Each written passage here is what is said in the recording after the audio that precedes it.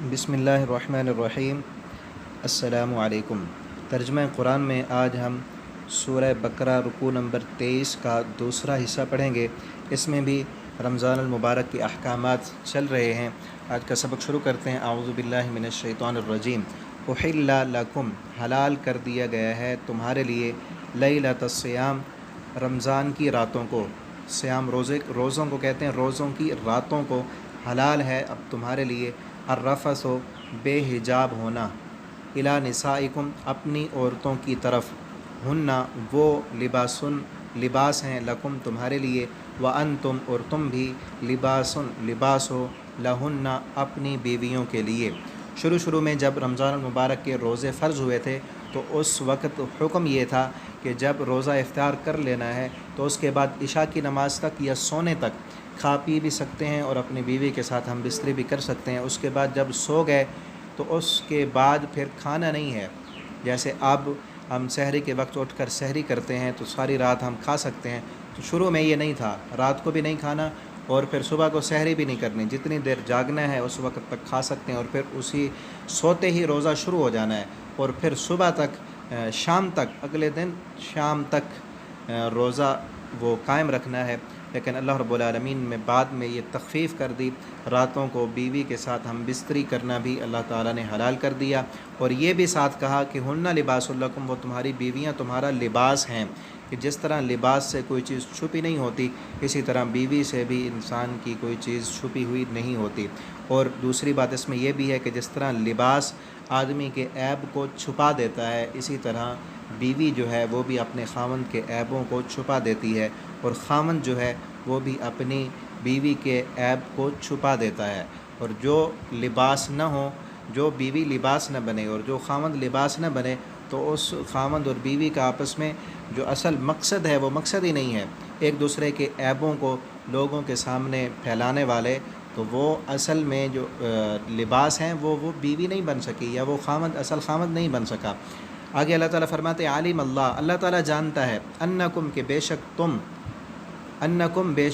تم کنتم، تھے تم، تختانون، خیانت کرتے تھے، انفسکم، اپنے نفسوں سے، فتاب علیکم، پس توبہ قبول کر لی اس نے، علیکم، تم پر۔ یہ ایک صحابی کا واقعہ ہے کہ اس نے رات کو اپنی بیوی کے ساتھ جو ہے نا ہم بستری کر لی، حالانکہ نہیں کرنی چاہیے تھی، وہ اپنے آپ پر قابو نہ کر سکا، تو اللہ رب العالمین نے فرمایا ہم نے وہ تمہاری غلطی معاف کر دی ہے، وعفا، اور درگزر کیا ہے، عنکم، تم سے، فالآن، پس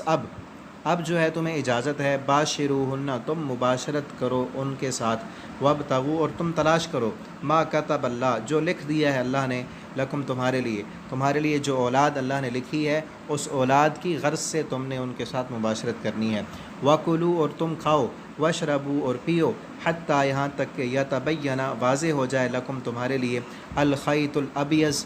سیاہ دھاگا، من الخیط سفید دھاگا، من الخیط الاسود، سیاہ دھاگے سے، صبح کی جو لکیر ہوتی ہے وہ سیاہ لکیر سفیدی سے تبدیل ہو جائے، جس وقت اصل صبح صادق ہوتی ہے اس وقت وہ لکیر سیاہ ہوتی ہے، لیکن جب صبح طلوع ہوتی ہے، جس وقت نماز فجر کا وقت ہوتا ہے، اس وقت تک کھاتے رہنا ہے۔ من الفجر، فجر سے، فجر کی جب سفید لکیر طلوع ہو اس وقت تک تم کھا سکتے ہو، اور ساری رات بھی کھا سکتے ہو، جیسا کہ میں نے پہلے بتایا شروع میں نہیں تھا، بعد میں اللہ رب العالمین نے اجازت دے دی، اب ساری رات کھا سکتے ہیں۔ اور پھر احادیث میں نبی صلی اللہ علیہ وسلم نے وضاحت کی کہ سحری کھایا کرو، کہ بے شک سحری میں اللہ نے برکت رکھی ہے، اور سحری کھانے والوں پر فرشتے بھی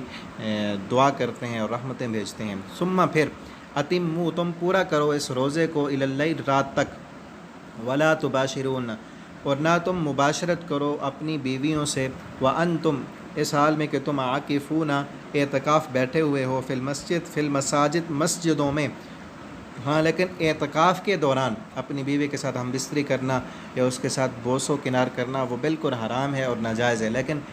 ملاقات کر سکتے ہیں، بات کر سکتے ہیں۔ آپ صلی اللہ علیہ وسلم مسجد نبوی میں اعتکاف بیٹھتے تھے، آپ کی بیویاں